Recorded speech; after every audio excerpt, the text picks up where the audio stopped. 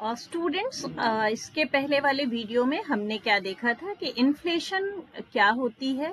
We have gone through with the concept of inflation, types of inflation, और वो जो inflation है वो किस कारण से होती है. नाउ वी हैव टू सी कि अगर इन्फ्लेशन हो ही गया है, अगर इन्फ्लेशन है तो फिर इन्फ्लेशन का परिणाम क्या है. What would be the result, why we are so worried about it. Okay, तो जब इन्फ्लेशन बढ़ जाती है तो क्या होगा, बट ऑब्वियस सी बात है उसका हमारे प्रोडक्शन पे इम्पैक्ट आ जाएगा, कम होने लगेगा, एडवर्स इम्पैक्ट डालता है. अब प्रोडक्शन कम होगा तो बट ऑब्वियस सी बात है जॉब में प्रॉब्लम्स आएगी, तो डिस्ट्रीब्यूशन ऑफ इनकम भी एडवर्स हो जाएगा, और इन दोनों के कारण हमारा ऑब्स्टिकल आ जाएगा डेवलपमेंट में, बिकॉज लोगों की जॉब जाएगी तो उनकी इनकम खत्म होने लगेगी, जिसके कारण से उनकी प्रोडक्शन खत्म होने लगेगी.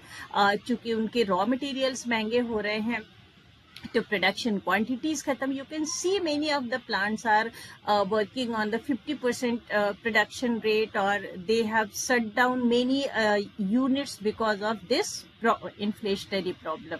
एंड इन सब के पीछे का कारण है कि बट ऑब्वियस सी बात है प्राइस चेंज हो रही है. You can see if you are going to purchase the fruits, if you are going to purchase the other vegetables, they are very costly if you are going to compare with the past one. Okay, तो अब आती है यहाँ पे role government का कि how the government is going to manage, या inflation को फिर हम कैसे करें, इससे क्या मेजर्स यूज करें जिससे ये हमारी कंट्रोल हो जाए. ओके, तो फर्स्ट थिंग आती है हमारे पास जो दो टूल होते हैं.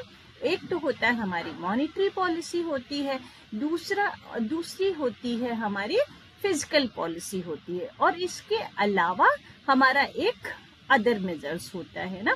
तो अभी जो हमारी सिचुएशन थी उसमें हमें देखना है कि अगर हम मान लीजिए गवर्नमेंट मॉनेटरी पॉलिसी यूज करती है टू कंट्रोल द इन्फ्लेशन, तो उनको क्या करना पड़ेगा.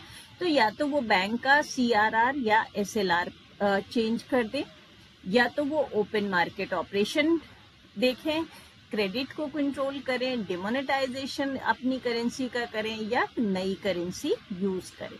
दूसरी सिचुएशन आती है फिजिकल पॉलिसी की, जिसके अंदर reduction in unnecessary expenditure, increase in taxes, increase in savings, surplus budget, public debt, ये सारी चीजों के थ्रू हम काम कर सकते हैं, इसको कंट्रोल कर सकते हैं. द थर्ड वन इज जो इन दोनों के अलावा है वो क्या है, टू इंक्रीज प्रोडक्शन.